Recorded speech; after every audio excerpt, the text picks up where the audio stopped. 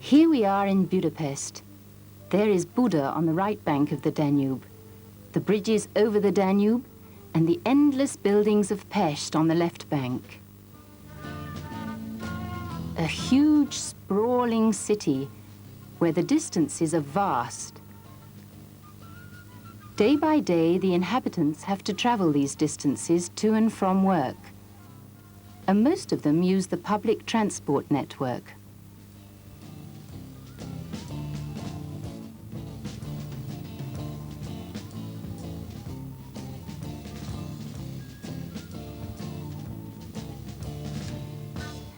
Just how many people are there? A great number of people live, work, and travel in this city. The population is over 2 million.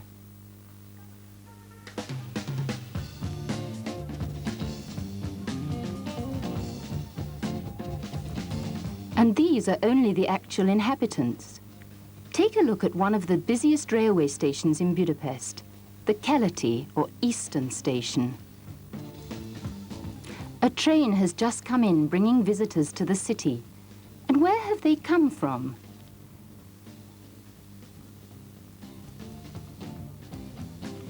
These women are certainly from the country. Perhaps these young people are foreigners. The local people are happy to show the way. This way. Oh no, wait a minute. That's the best way to go. Now off they go to explore the unknown. What's a heavy rucksack if you're young and interested in everything?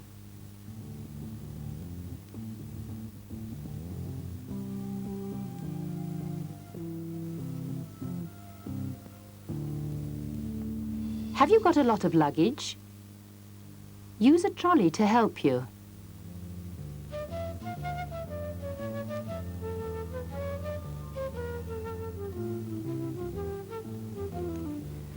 The crowds surge about the station.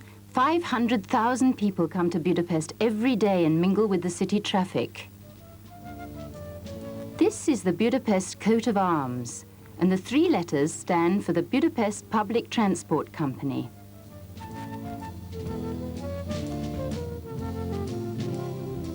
Every public transport vehicle displays the coat of arms and the initials. The buses, the yellow trams,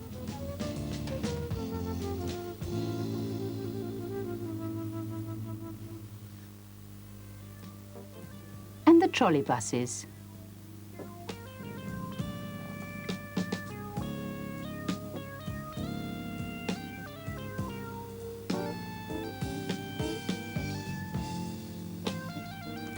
The Budapest Metro is the latest addition to the public transport network, though it isn't always underground.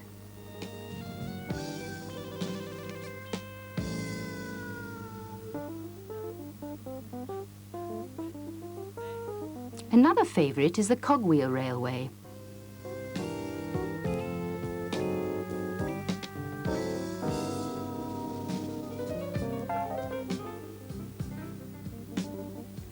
Tickets have to be bought at tobacconists or transport ticket offices.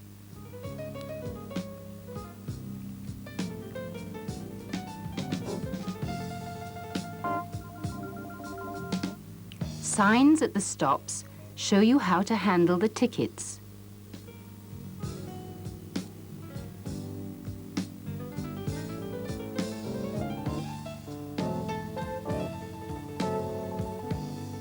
Just as this passenger is doing. Budapest public transport is cheap. Tram costs 1 forint, so does the trolleybus and the metro. Buses are 1 forint 50.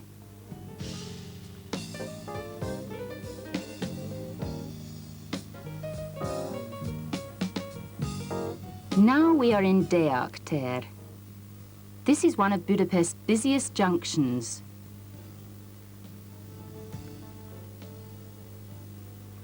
The large letter M indicates the entrance to the metro station. Beyond the glass walls is an underground city. Let's go in. Simply show your season ticket and off you go.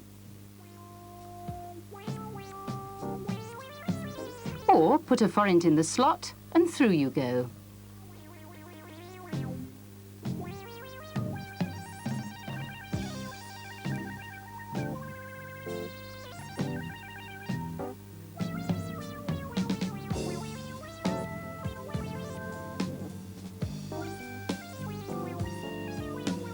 It's a nuisance if you haven't got any change.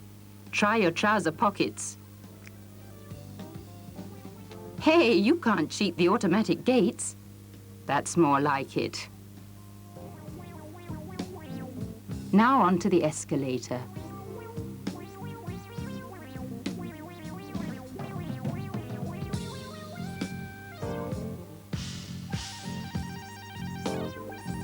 The 3 underground lines meet at Deák tér. The number 1 is yellow, number 2 red, and number 3 blue. The clock shows how much time has elapsed since the last train left. But here is the next one already.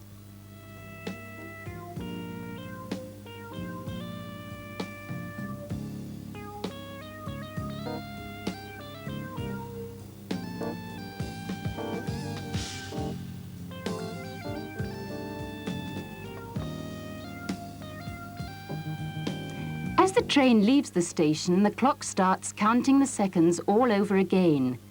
You never have to wait long for a train because they run so frequently they can handle 55,000 passengers in 1 hour at peak time.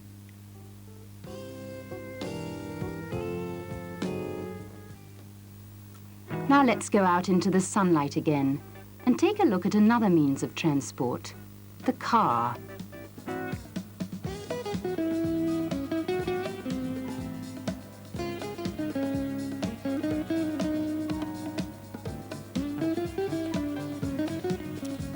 Can I give you a lift?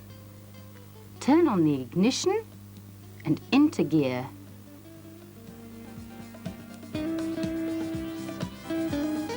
Soon we're in the thick of the traffic.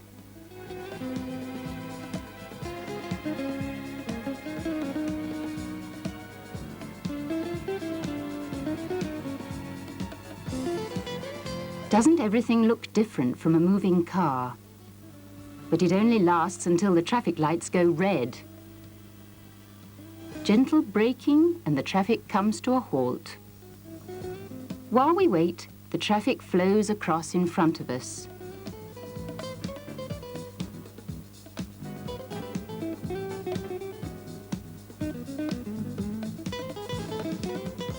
Then it's amber again, then green. The line of cars moves on. Look at all that exhaust. No wonder there's an air pollution problem.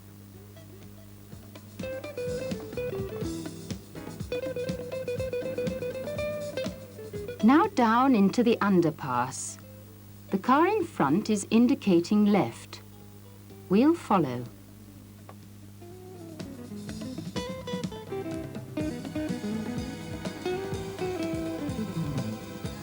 Once out of the underpass, the traffic whizzes past in several lanes.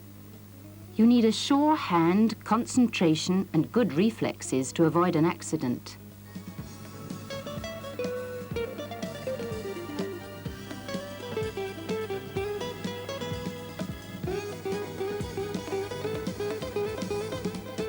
Quickly across the bridge into Buda.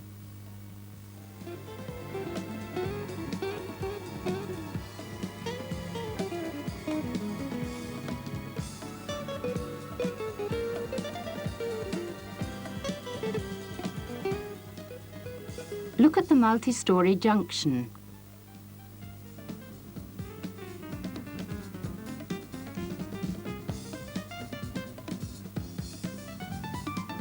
Now we can speed up.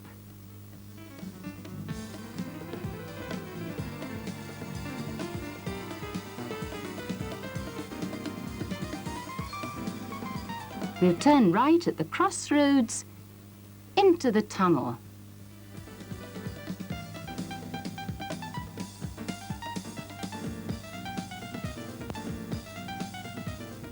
What's that pedestrian doing?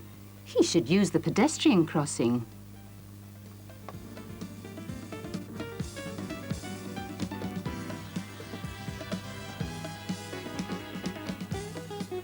Out of the tunnel and on our way again.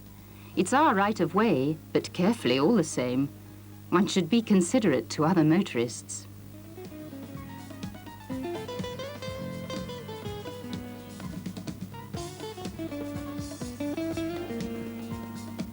And back to Pest again.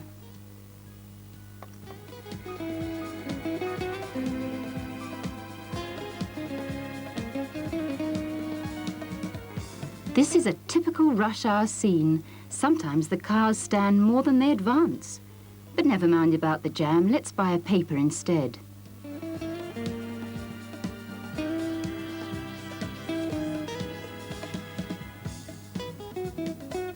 Perhaps we'd do better on a bus. Like these two girls. Excuse me, which bus are you waiting for? A number 9. A 9. Well, here you are, a 9. It's slowing down and stopping. The doors are opening and the people get on and off.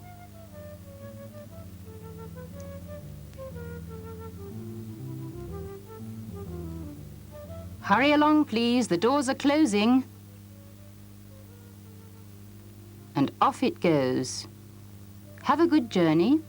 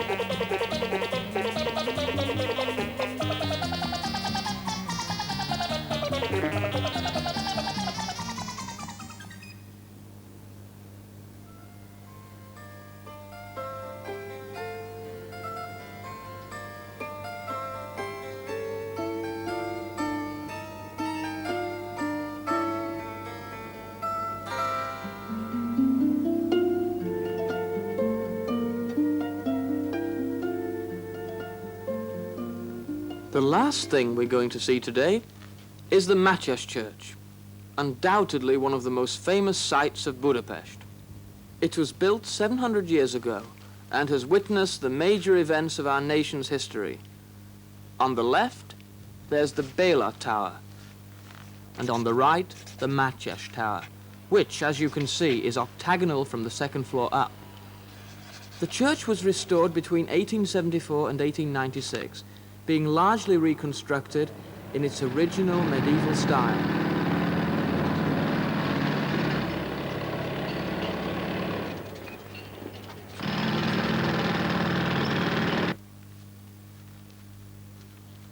Ladies and gentlemen, I'm afraid I'm going to have to make a rather unexpected announcement.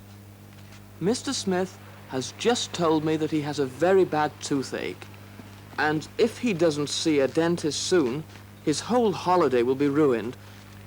So let's make a slight detour on the way back to the hotel so that we can drop him off at the nearest polyclinic. On the way, let me take the opportunity to tell you something about our health service. To begin with, we have the longest period of childcare leave in the whole world. Since January the 1st, 1967, working mothers...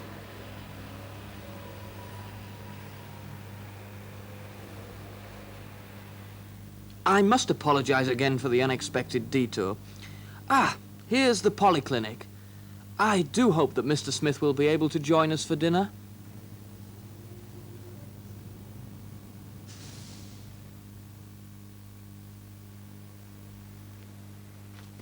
Mr. Smith, I've given them your details. The young lady will take you up at once. I've also asked her to show you around the clinic. Goodbye. Goodbye.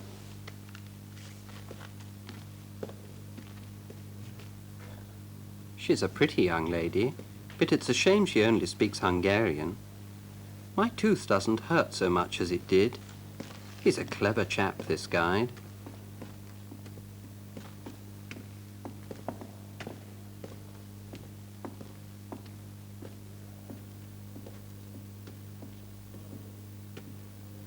What's this?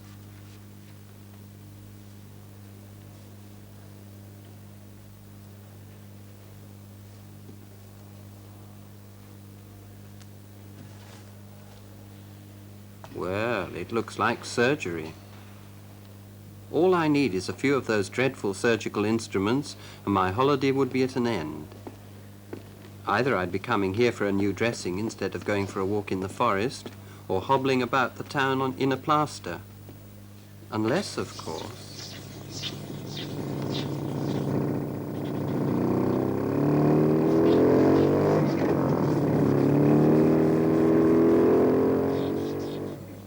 Ah, the gynecologists and the maternity ward. Nice to see they're looking after the mothers well.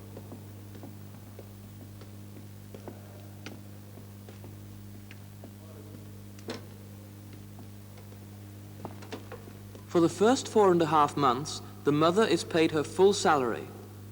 For the next 2.5 years, if she decides to stay at home, she is paid what we call the child care allowance. This allowance varies according to the number of children in the family. As there is a shortage of nurseries at the moment, we are very glad that 2/3 of all mothers do in fact stay at home for the first 3 years.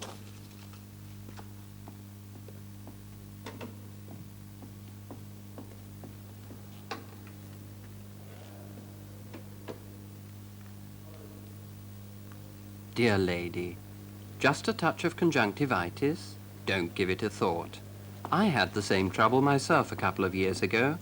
You have to take drops for it 3 times a day, and then you'll be all right. But don't forget to keep the drops in a cool place.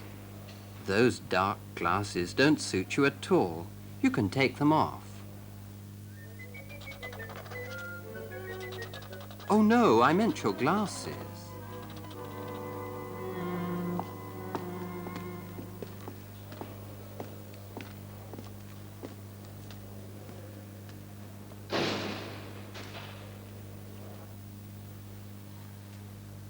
Urology. Ah, well, as you sow, so shall you reap. And this word means the same in every language, unfortunately.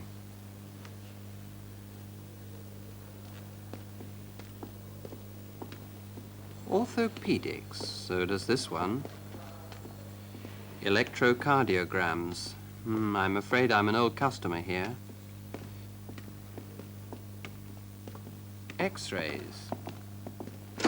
Ouch! Now I don't even know if it's my tooth or my little toe that's hurting.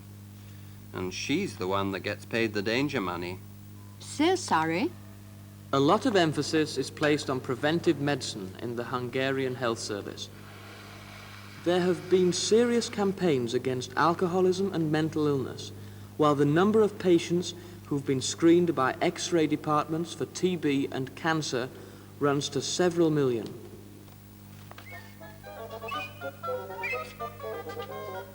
Don't worry, Doctor. That's not a disease.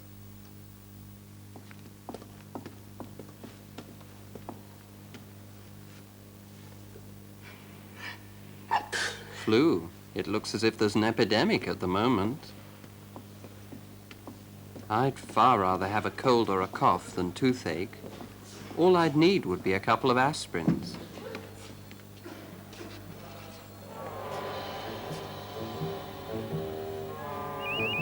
The health service serves the entire population. Everyone has a GP who is usually trained in internal medicine. Surgery is open 4 hours a day for patients who are mobile, but those confined to bed are visited at home, of course. Healthcare's free, a civil right, in fact. Not only that, but prescription charges are minimal, and people on sick leave still get 75% of their salary as sick pay.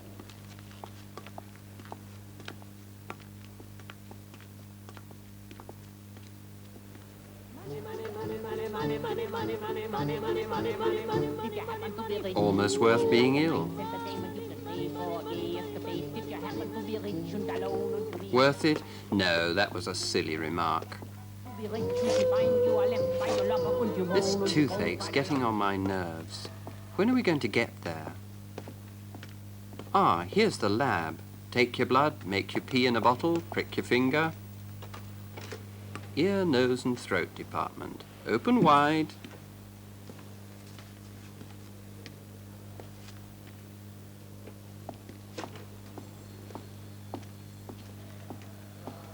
Ah, at long last. Here are my fellow sufferers. Ghastly. You'd think she'd look a bit jollier. People are scared of the dentist in any case.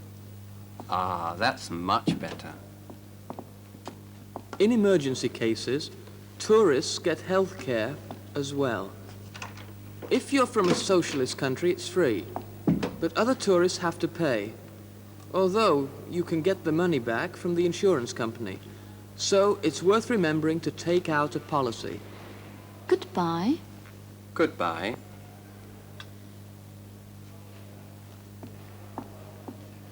Dreadful. Couldn't they make this tooth business a bit simpler and faster? Yes, something like that.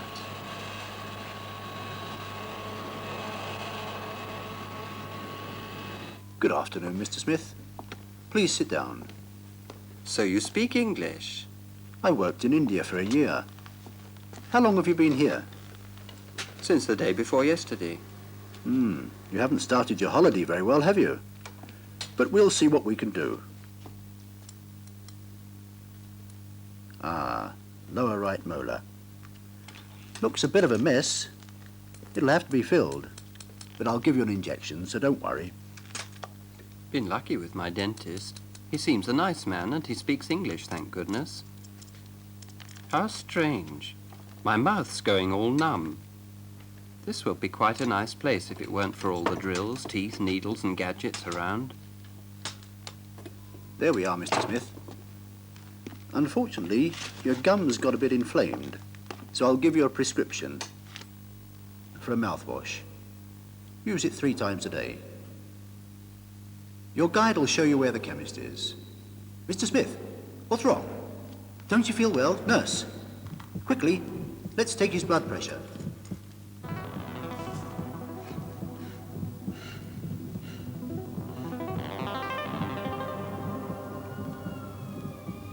When I came round, I told them I suffered from a heart condition and circulation problems.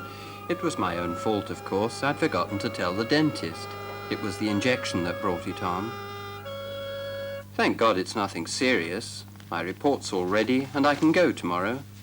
I really can't complain. Everybody's been very kind.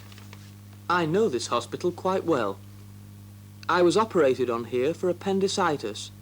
One night, I woke up with terrible pains and my temperature simply shot up.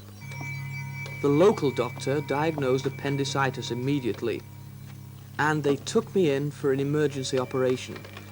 It was all over so fast, it seemed just like a bad dream.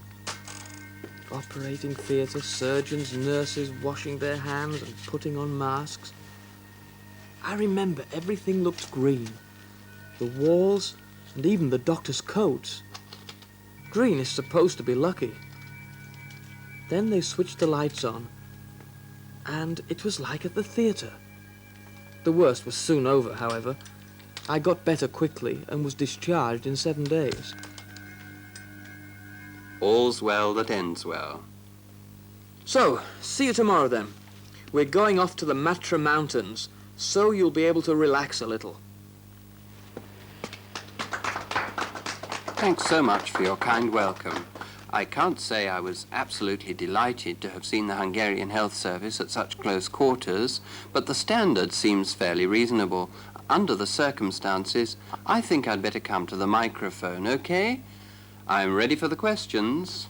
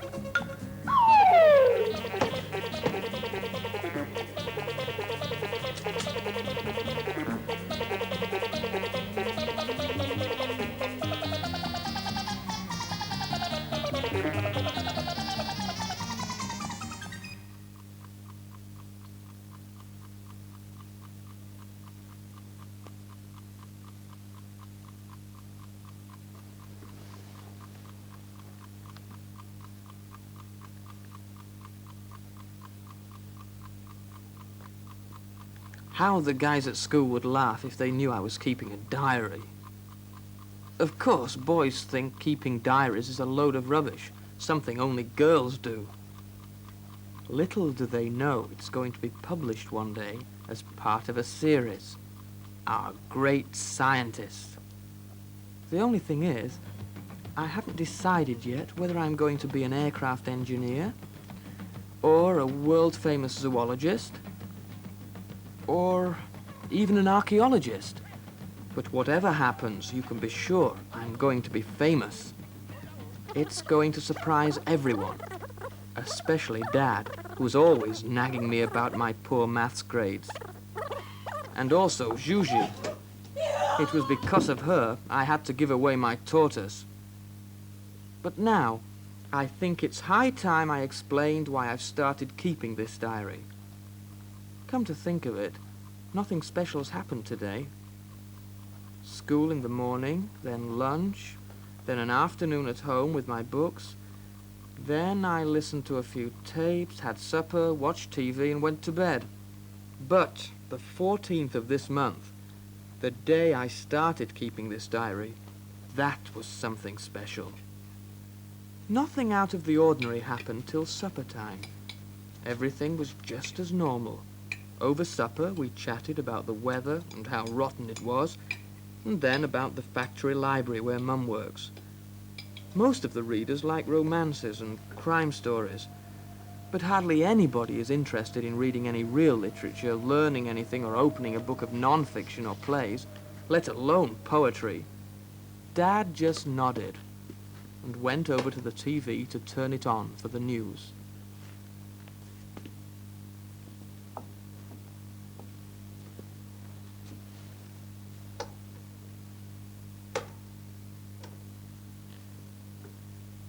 What have you done with this set now? There's no picture and no sound either. Keep your hair on. It's 6 years since we bought it, isn't it? It's a wonder it hasn't gone wrong long before now. They may still be able to repair it for us, but if it's hopeless, we'll just have to buy a color set now instead of Christmas time.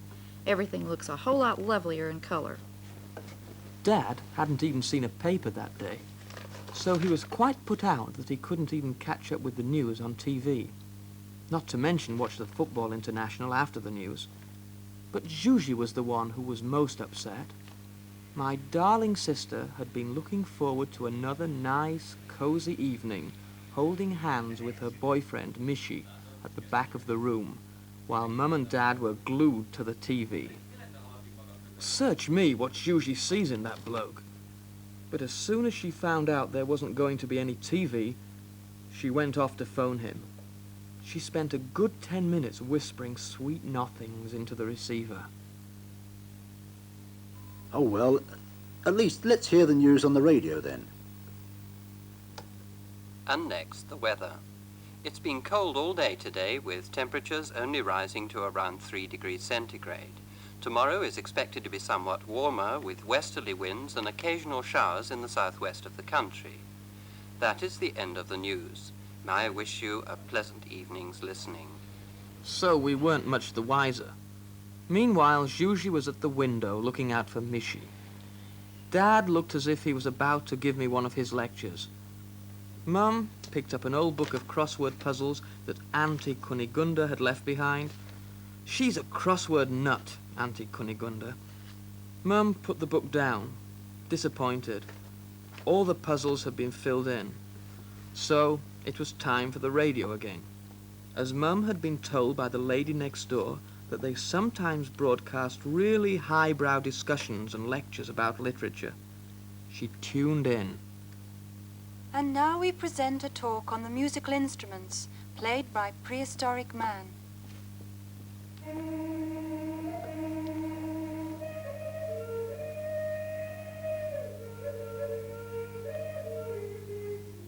Don't try and kid me you're enjoying that. Dad, please do try and find something else. Maybe there's something good on Radio 3. At least switch over to FM. The reception's much better.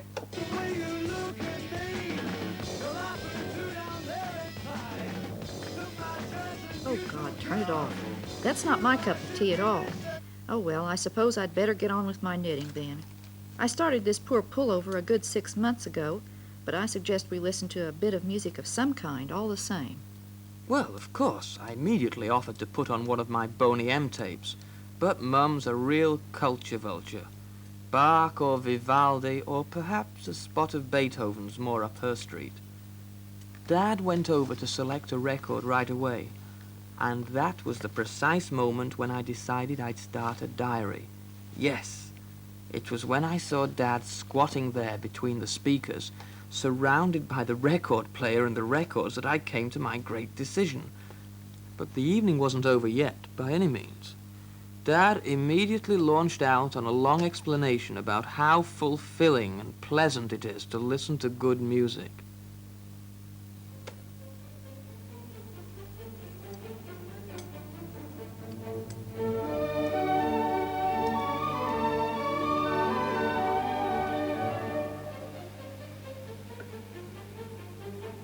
But in 5 minutes flat, he'd got another idea.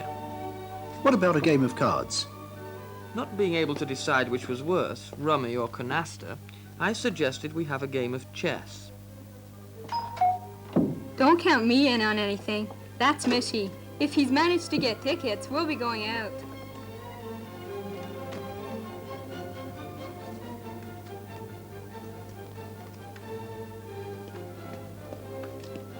Evening all.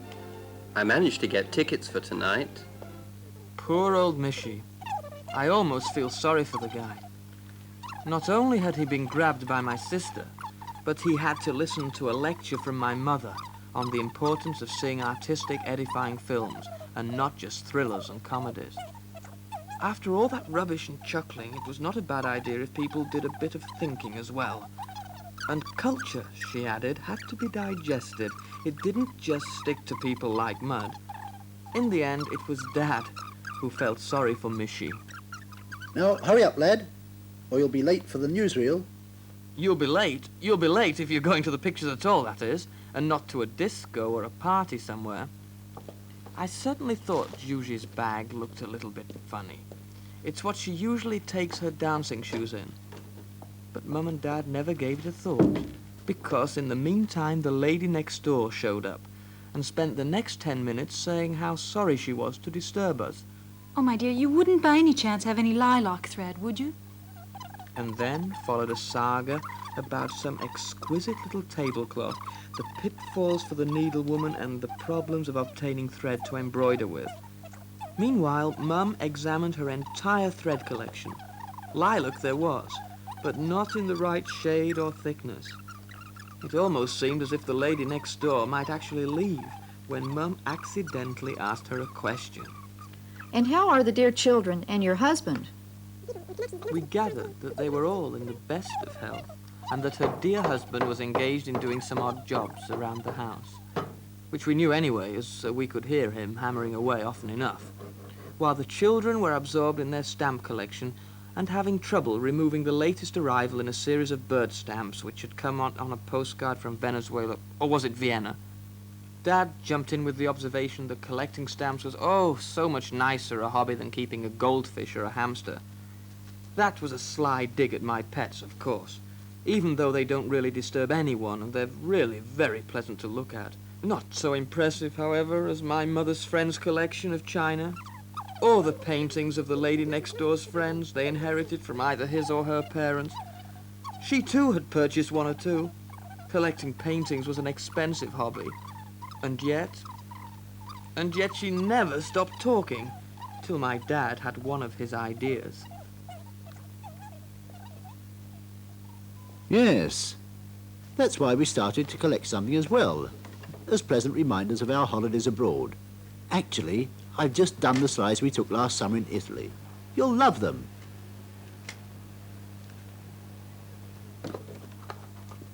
That soon made the lady next door realize she had to leave. In surprisingly few words, she told us she hadn't prepared the picnic lunches yet for the children's school outing to the Buddha Hills tomorrow. She soon left.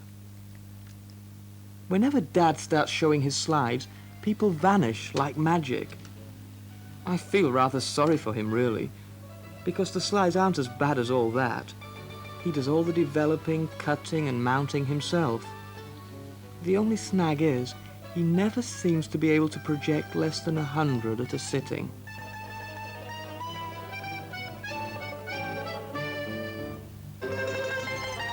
A rather tricky situation was resolved when the man next door arrived.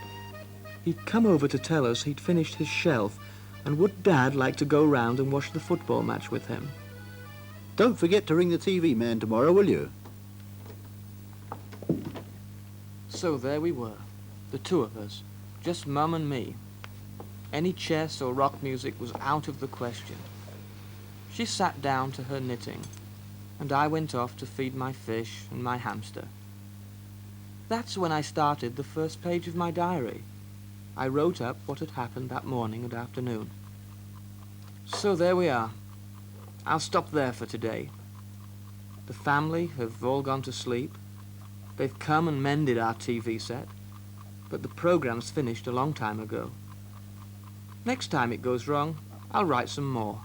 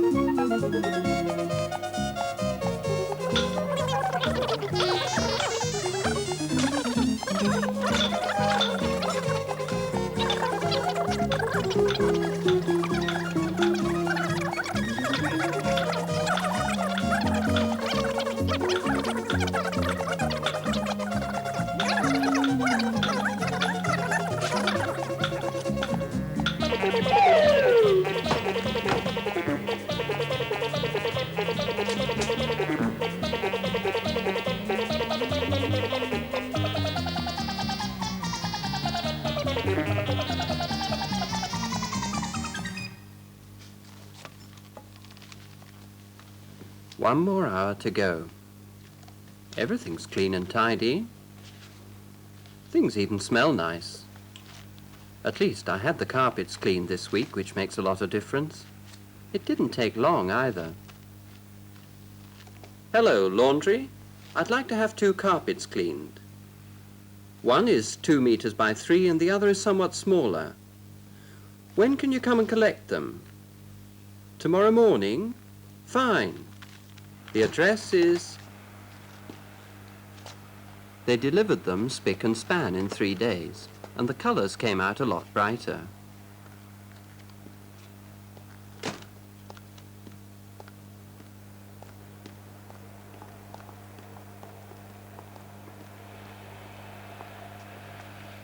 Another 50 minutes to go. What shall I do? Oh, I know.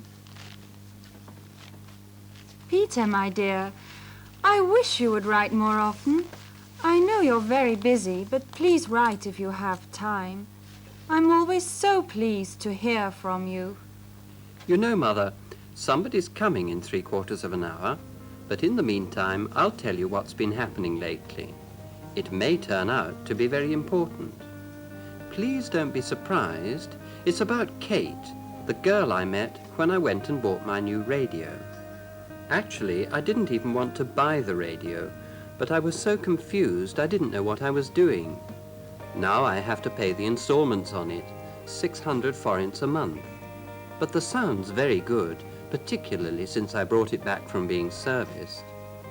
Of course, nothing ever goes straight where I'm concerned. I'd planned today very carefully. There'd be music and supper, but yesterday the radio packed up. Is that the radio repair shop? Something's gone wrong with my radio. Can you collect it? No? Only TV sets. So I have to take it in myself, do I? Loudspeakers too? Just my luck. Oh, nothing. Thank you very much. It packed up just like that. I tried everything. It's a brand new radio, and so it's still under guarantee. There appears to be only a slight fault, so it won't take much fixing. Yes, but it's urgent. I need it for tomorrow. If it's that urgent, then we'll see you get it tomorrow. Thank you very much. And then yesterday there was the tailor. When I had the last fitting for my new suit, he promised me faithfully it would be ready by yesterday. He even wrote the date down in his diary. Round I went, and of course it wasn't ready. I'm terribly sorry. Tomorrow, without fail. On top of all that, there was the grocer's. I had to queue for half an hour to order a hamper of food for tomorrow and buy 2 bottles of drink. I queued up to pay, and then I had to go back to the assistant. When I got home, I was a bit fed up with modern life. When I wanted to phone Kate, I wasn't a bit surprised to find her telephone was out of order. I just couldn't get through, so I called the operator and he promised to check the line. I thought it would do me good to go for a walk, as I was a bit of a nervous wreck by then. I thought of sending a telegram. Can I have a telegram form, please?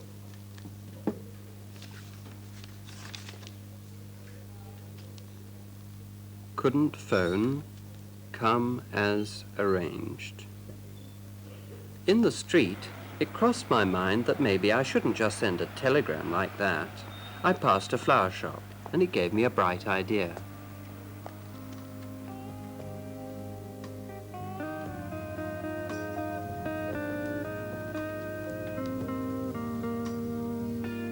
Will you send them to this address, please? Very good, sir. I dreamt I was running from the grocer's to the repair shop, from the repair shop to the post office, from the post office to the tailor, and all people would say was tomorrow, tomorrow. And tomorrow, that is today, it all started again. In the morning, I picked up the hamper of food. Well, at least that looked nice. Then I went to the radio repair shop. As soon as they put the radio down in front of me, I knew something was wrong.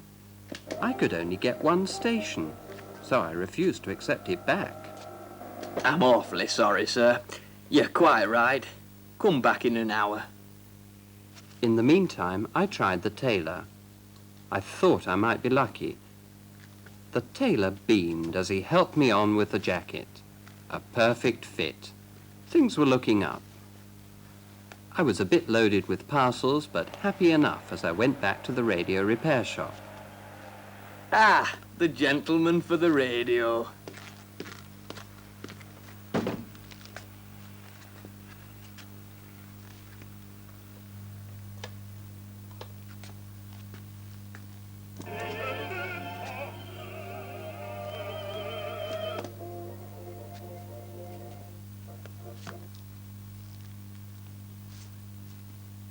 The manager himself tested the radio.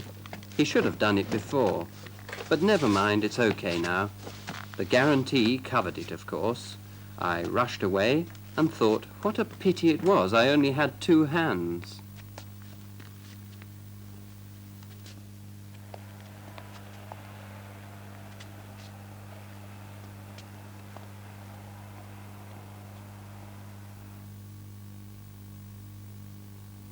I've got to finish now, as Kate is coming very soon.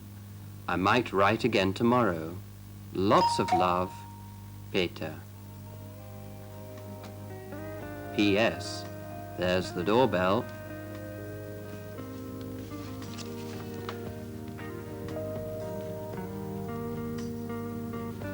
Cheers. I'm glad you've come at long last. Cheers. It's nice and cozy here. Nice music and delicious cold dishes. You're a very good host. Well, I did what I could. I wanted everything to be just right. But I must say it wasn't very easy. You poor thing. What was the trouble? Well, look, I don't know what you think about the shops and what they're pleased to call the services, but sometimes I think cavemen had an easier life than we do because they didn't need to rely on services at all. They did everything for themselves, and so it was in their own interest to do their best. When they wanted something to eat, they simply chose the best animal and clubbed it. Meat for the asking. But that kind of self-service didn't always work either. The animals didn't always feel like cooperating. Down at the grocer's shop, I sometimes wonder if I'm in a jungle. It's a survival of the fittest when everybody's out shopping. First the assistant, then the cashier, and that's only the beginning. In the wild, you never had to traipse around from shop to shop. You got all the food and clothes you needed from the same animal. The telephone was never out of order. You could always get through. Oh, I think you're exaggerating a bit. It can't be as bad as all that. In our neighborhood, a service complex opened recently where you can get absolutely everything. I like going there.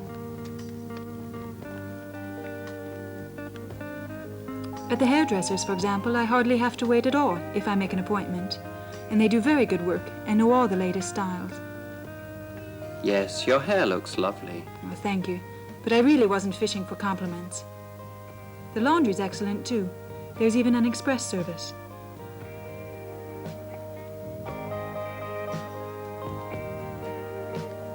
The tailors don't do anything on short notice, but I can't say that that bothers me, as I buy all my clothes off the peg. And I don't hate the grocers as much as you. There's a very good supermarket in the complex. It's always very well stocked. They have sections for fresh food, frozen food, beverages, prepackaged goods, detergents, and cosmetics. You can buy everything you need there. I bet there's always a crowd, though. Not really. There's lots of space, and there are trolleys as well as baskets. Then you have to stand in a long queue at the checkout. At peak shopping time, there are always lots of cashiers. Believe me, even men like shopping there. By the way, the shop has a huge car park, too. So there is something to be said for modern life. Things really sound better where you are now, but even though it's worse here, I hope you'll still enjoy it. Well, I can't say that I've noticed that things are worse here. Oh, the flowers you sent were beautiful.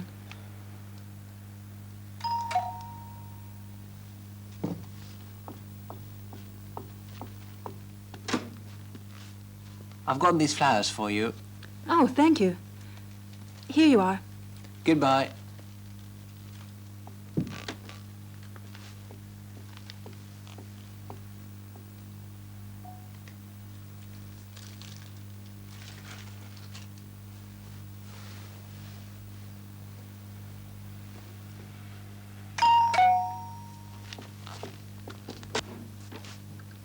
Morning, love.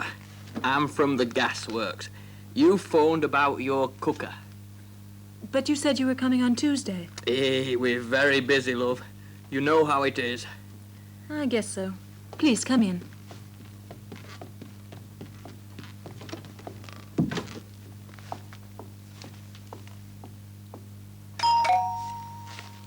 Oh, not again. We've brought you your fridge from Centrum Stores. There must be some mistake. Is this number 20 Violet Street? Well, yes, it is. 3rd floor, flat number 2? Oh, no, this is the 2nd floor, flat number 2.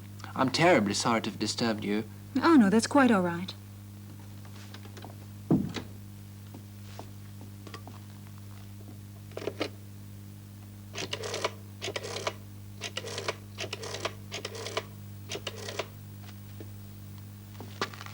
We're finished now, love. Sign here, please. Goodbye. Goodbye. Hello, would you please send a taxi to Miss Farkash, number 2, Violet Street. Telephone 155-774. A quarter of an hour? Oh, dear, I'll be late. I'm so glad you weren't late after all. This modern way of life isn't so bad after all. Especially if everything is shared. Such as the shopping? What a splendid idea. Women are much better at shopping in any case. They always manage to choose the joint they want, and they all look the same to me. I didn't mean that I would do the shopping.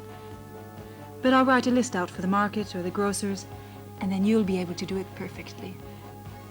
Well, that's an idea, perhaps. We can do some things separately, of course, but there is one place we'll have to visit together, and that's what I wanted to talk to you about. What service have you got in mind now? A marriage service.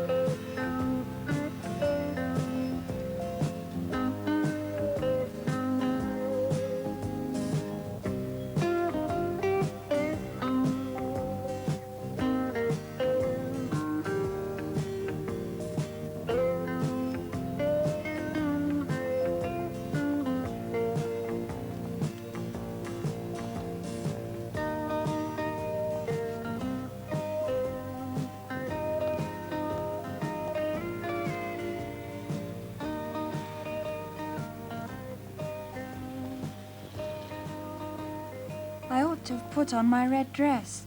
It's getting cold. I wonder what they will look like in 15 years' time.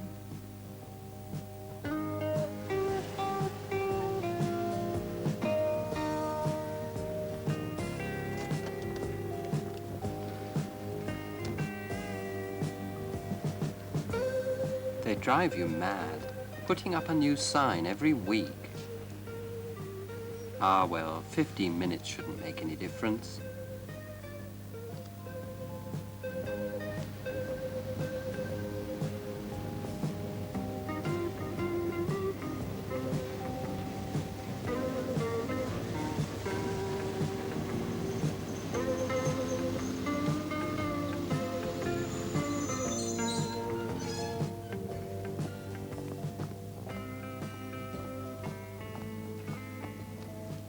What a surprise.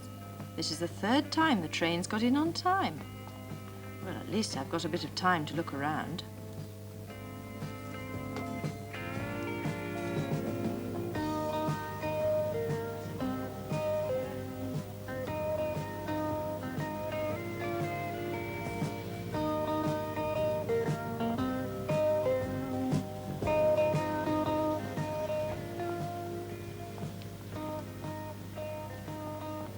If you get a late start in the morning, you can't catch up with yourself till evening. Miklos will be angry, and I mustn't forget about that school meeting either.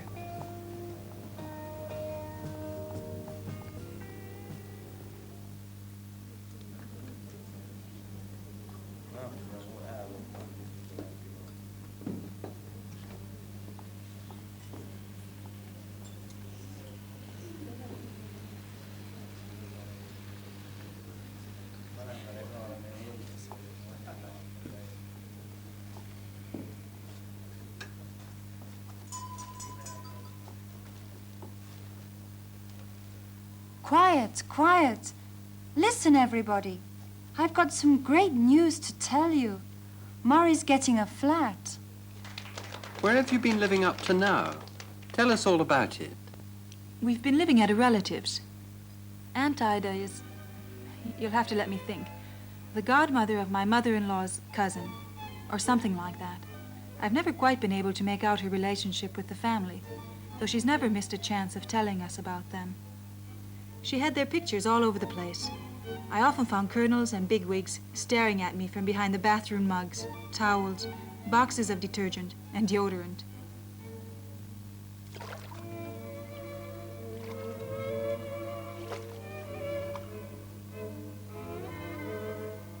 You probably had a lot of furniture, too. What about the living arrangements? Well, of course, we had the smaller room. We didn't have many clothes in those days. What we had went into Aunt Ida's wardrobe that she had partly emptied for us. Then Miklos put up some shelves and a rod to hang our clothes on. No doors, nothing. Just a cheap cotton curtain hanging in front. The desk was his work, too. We jammed our books under the bed and on top of the cupboards. Aunt Ida was very kind to us at first. She even invited us for dinner. She did the cooking, and I laid the table and washed up afterwards. She liked cooking, and she always made it a big 4-course feast. We had to eat up everything, or she would have been offended. But I should say we got on quite well. There was only one thing she objected to: loud music. So we had to get some earphones with long leads. We must have looked rather funny walking about in the house, like men from Mars, I think.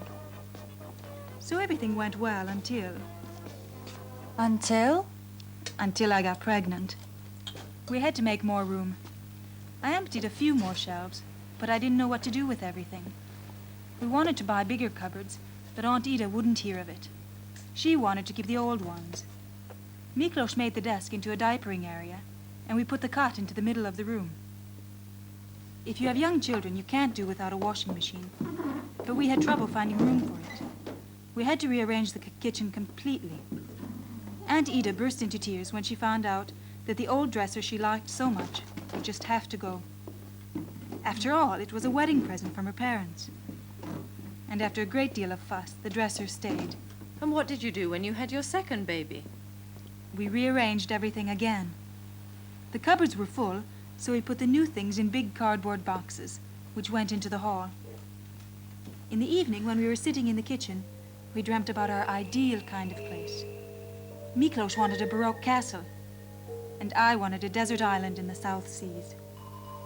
But we were sure brought back to earth by Snooky, the younger one. She screamed loud enough to rock the chandelier, and Snooky drove Aunt Ida quite mad. So we decided to buy her a pair of earplugs. Everything seemed to happen in the kitchen of all places. Of course, we used to dry diapers there, and one day the pulley broke, and they all came down. And the diapers fell right into Aunt Ida's soup. And then Reka came in and walked into the soup, which was then on the floor, and then went straight on into the living room and ruined Aunt Ida's precious Persian rug. Imagine soup stains on a handmade Persian rug that Aunt Ida had gotten as a wedding present from her sister-in-law, of all people. Why didn't you ask your company to help you get a flat? Well, we applied, but we were told there are a lot of families with 3 or 4 children, and they had priority. And we got the same answer from the council. At last, Miklos's parents helped us. They'd got too old to look after the garden, so they sold it and gave us the money. We then had enough to put down a deposit. Our house is going to be in a nice area on the edge of the city. The deposit had to cover the cost of the land and 20% of the cost of the construction. We got a state grant of 60,000 florins because we had 2 children, and an interest-free loan from the company of another 60,000 florins. We then got a bank loan to cover the cost of the rest at 6% interest, and we have to pay it back in monthly installments. But it doesn't amount to all that much, a bit more than the average rent, in fact. The plans are very good. It's a 75 square meter maisonette. There'll be a large living room, a kitchen with a dining recess, and a hall downstairs. The stairs leading up to the first floor will open off the living room here. Upstairs there'll be a nursery, a bedroom, and a bathroom. I like having lots of space, and I want to furnish the living room as sparsely as possible, so there'll be built-in cupboards. We'll be able to put books, a radio, a television, or a stereo on the wall units, so the only furniture we'll need will be a 3-piece set. I've just been to the solicitor, and he said the building will start next week. To the new flat. What's the matter, Peter? Well, I feel a bit embarrassed. You see, I found a flat so easily. I heard about a new factory being built at Tapolza, and when I went to look at it, I liked it at once. They offered me a job there, and so I went. I was put in charge of starting up a new production line. I don't think I'd have been given a responsible job like that to do here in Pest till I was in my 40s. And you were brave enough to take a job like that with so little experience. Well, the technology was completely new, so nobody knew any more about it than I did. Apart from that, more experienced engineers weren't prepared to leave the city. It was the new factory, the new faces, the new boss, and the new methods that I found so exciting. I was prepared to put up with living in a workers' hostel at first, where there wasn't even any running water. But when the factory started building flats for its workers, I managed to get one. The terms were very favorable. The deposit was minimal, but in return we had to help with the building work at weekends. It's cheaper to build flats in a housing estate because it cuts delivery expenses and the bank gives you a better mortgage. They finished the block in 18 months and then went on to add playgrounds and plant trees. Wait a minute, I just happen to have a few photos with me. As you can see here, the estate's in lovely surroundings. It seems far less monotonous than most housing estates, don't you think? The entrance halls have special recesses to park prams and bicycles, and there are 2 lifts just in case one of them breaks down. Our flat consists of 1 large room and 2 small rooms. The kitchen's nothing special, the same as you'd find on most estates with built-in cupboards and standard cooker and sink. There was more scope for arranging the living rooms, though. Karchi's room is covered all over with posters, apart from the ceiling. He's fond of pictures of pop singers, cars, and animals. Here's our room. We're just going to replace some of our old furniture because of this fantastic Baroque chest of drawers. It's my wife Yuli's latest find. But the old wall hanging, the old armchair, and the modern painting just won't do next to such a grand chest. She insists the ashtrays and vases have to go as well. She's given me the job of finding a standard lamp and some curtains. The wall-to-wall carpet won't do either, she says. The colours are wrong. Dear, oh dear, this flat business never seems to end. You're always after something newer, something more trendy. If you can afford it. Sorry, I didn't mean to offend you. We didn't particularly want a car or anything, just children. I've got 3. And now we're getting a flat, too. 2 weeks ago, we got a letter from the council to say we've been given a flat. Oh, it'll be heaven to move into a 2-room flat after a bed-sitter. Mind you, we were a bit upset when we first saw it. It's in an awful state of repair, and it'll cost an awful lot of money to put it right. The floors all need varnishing, and the water heater in the bathroom's leaking, and the whole flat needs rewiring. None of the windows or doors shut properly. The bathroom and the kitchen need new tiles, and the paintwork's all worn too. So all in all, it's rather run down. But the main thing is it's ours.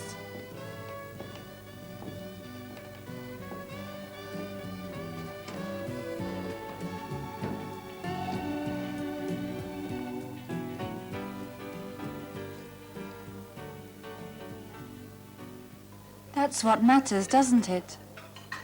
We have no right to complain, have we? Everybody's got somewhere to live. But mind you, we left school 15 years ago, after all.